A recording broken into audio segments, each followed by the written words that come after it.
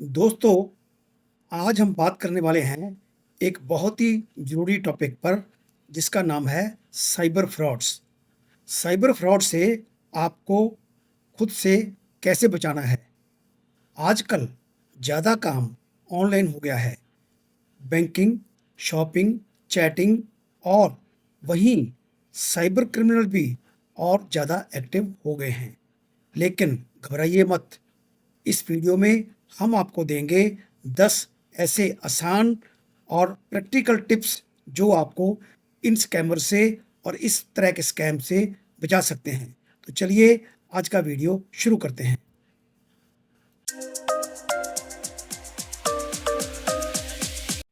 दोस्तों नमस्कार, मैं सी आर कंसल। स्वागत है आपका मेरे आज के सेशन में।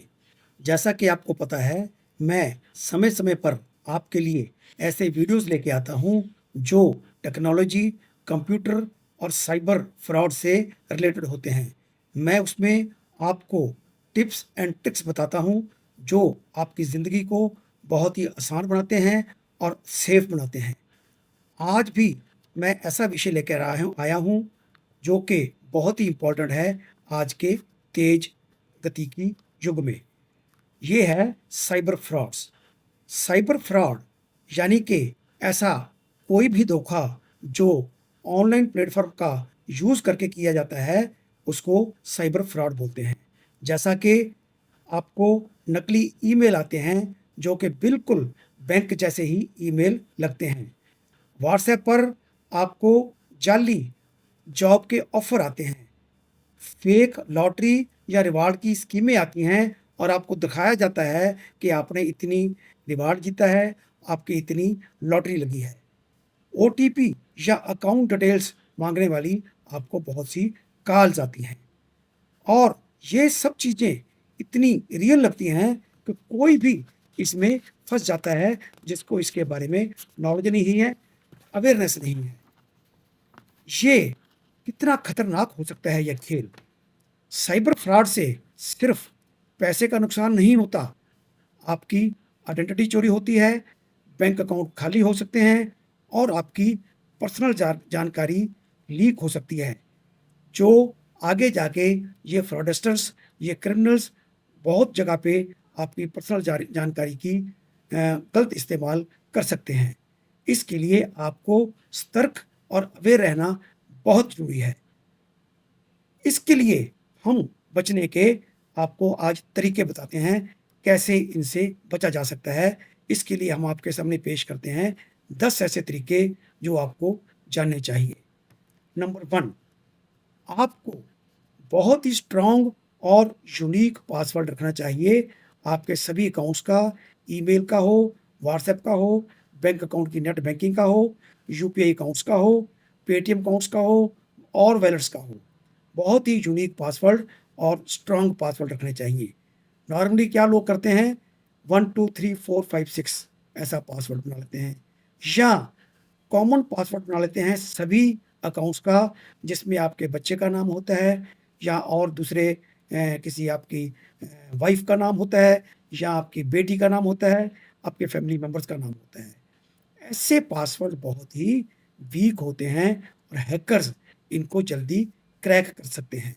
हमेशा पासवर्ड मिक्स करें, कैपिटल लेटर्स, नंबर्स और सिंबल्स का प्रयोग करके। नंबर 2, आपको टू फैक्टर ऑथेंटिकेशन इनेबल करनी चाहिए। कभी भी आप पासवर्ड डाल के किसी अकाउंट में लॉगिन करते हैं तो आप उसमें टू फैक्टर ऑथेंटिकेशन इनेबल करें ताकि लॉगिन करने से पहले आपके मोबाइल पर ओटीपी भी आए तो या प्रॉम्प्ट आए जिसको आप यस करेंगे, तभी आप उस अकाउंट में लॉगिन कर पाएंगे। अगर फ्रॉडस्टर्स के पास आपका पासवर्ड या यूज़र आईडी क्रैक हो चुका है तो उसके पास आपका मोबाइल नंबर नहीं है, इसलिए बगैर ओटीपी के या बगैर प्रॉम्प्ट के आपको आपके अकाउंट में वो एंटर नहीं कर सकता। तीसरा, अनजाने लिंक्स को क्लिक मत करें, चाहे ईमेल हो या एसएमएस।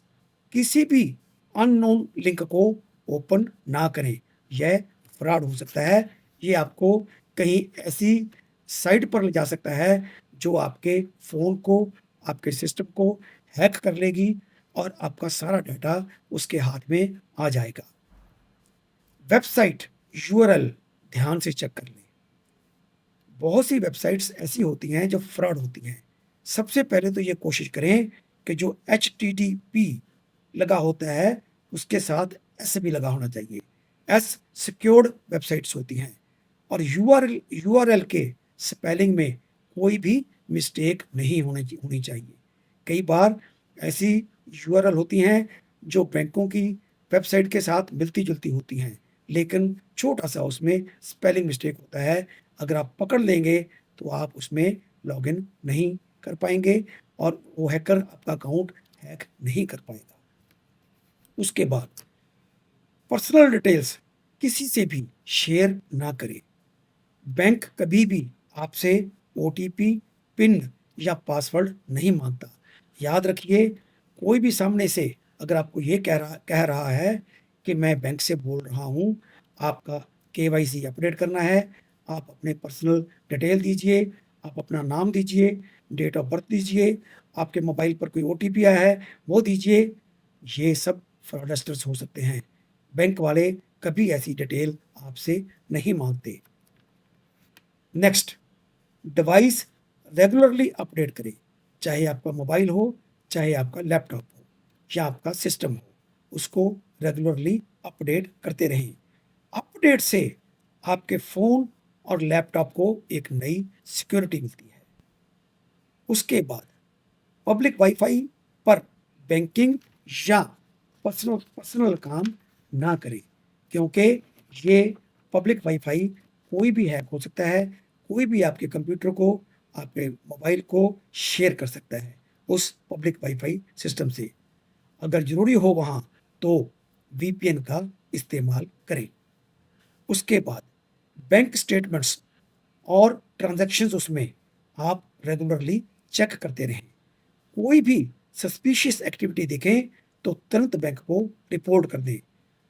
कई बार देखा गया है कि बहुत से लोग अपनी बैंक स्टेटमेंट चेक नहीं करते और 2 महीने बाद आपको पता चलता है कि ये ट्रांज़ैक्शन तो मैंने की ही नहीं। तब तक बहुत देर हो चुकी होती है। बैंक वाले भी अपना ज़िम्मेदारी से बच जाते हैं।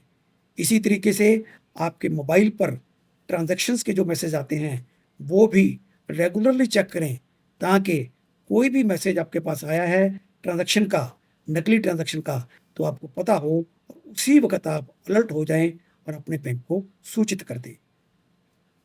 नेक्स्ट, एंटीवायरस और फायरवॉल का यूज़ करें। ये आपके डिवाइस को मैलवेयर और वायरस से बचाते हैं, जिससे आपकी साइबर क्राइम से काफ़ी बचत हो जाती है और आप साइबर सिक्योरिटी आपको काम करती है, जो उनमें जो एंटीवायरस में होती है, इनबिल्ट होती है। उसके बाद खुद भी सीखें और दूसरों को भी सिखाएं। अपने घर वालों, स्पेशली बुजुर्गों और बच्चों को अवेयर करें। उनको बता के रखें कि आपने कोई ओटीपी नहीं देना है, आपने कोई पर्सनल डिटेल शेयर नहीं करनी है, आपके पास कोई लिंक आए उसको आपने क्लिक नहीं करना है। एक बार मेरे जान पहचान वाले को कॉल आया कि उन्हें 25 लाख की लॉटरी जीती है। बस उसने कहा कि ये पैसा आपको तुरंत मिल जाएगा, बस आपको सिर्फ प्रोसेसिंग फ़ी भरनी है। वो लालच में आ गए, उनको पता नहीं था ऐसे फ्रॉड का। उन्होंने कुछ पैसे भर दिए और बाद में समझ आया कि ये तो एक प्योरली स्कैम था। इसलिए कोई भी डील जो too good to be true लगे, आप उस पर हमेशा शक करें और उसके ऊपर एकदम एक्शन लें। एक और मेरे मित्र को फ़ोन आया कि हमने आपको 4,000 रुपया भेजना है। उनको कई बार पैसे आते रहते थे। उन्होंने कहा, भेज दीजिए। उसने कहा कि ये आपका यूपीआई अकाउंट इसी नंबर पर है? तो उसने कहा, हाँ, मेरा इसी नंबर पर है। उसके बाद उसने कहा, जी मैं आपको 10 रुपए एक ट्रांसफ़र करके भेजता हूँ, देखता हूँ, आप उसको कन्फर्म कीजिए, फिर मैं आपको 4,000 रुपए भेज दूँगा। उसके पास उसी वक्त मैसेज आ गया कि 10 रुपये आपके अकाउंट में क्रेडिट हो गए हैं। उसने जवाब दिया, हाँ जी मेरे को 10 रुपये मिल गए हैं। तुरंत वो कहता कि अभी मैं आपको ट्रांसफ़र कर रहा हूँ, आप लाइन पर ही रहिए। तुरंत आप उसको दूसरा मैसेज आ गया जिसमें 40,000 रुपये ट्रांसफ़र होने का मैसेज आया और उसने उसी वक्त कॉल पे कहा, ओ सॉरी सर, मैंने गलती से आपको 4,000 की जगह 40,000 रुपया भर दिया है, आप मेरे को 36,000 रुपया वापस कर दीजिए। लेकिन मेरे दोस्त ने बताया कि उसको इस स्कैम के बारे में अवेयरनेस थी। तुरंत उसने कहा कि ये तो एक फ्रॉड है, इसलिए उसने उसको 36,000 रुपये वापस नहीं किए और वो फ्रॉड से बच गया। तो दोस्तों, इस तरीके के उपयोग करके आप अवेयरनेस लाके अपने आप में, अपने दोस्तों में, अपने फैमिली मेंबर्स में आप बच सकते हैं साइबर फ्रॉड से। मेरा आज का वीडियो आपको कैसा लगा? अगर अच्छा लगा तो लाइक कीजिए, शेयर कीजिए, चैनल को सब्सक्राइब कीजिए और कमेंट बॉक्स में जाकर अपनी राय दीजिए, अपनी फीडबैक दीजिए। आज का वीडियो यहीं समाप्त करते हैं। मिलेंगे एक नए वीडियो में एक नए टॉपिक के साथ। तब तक बहुत बहुत धन्यवाद।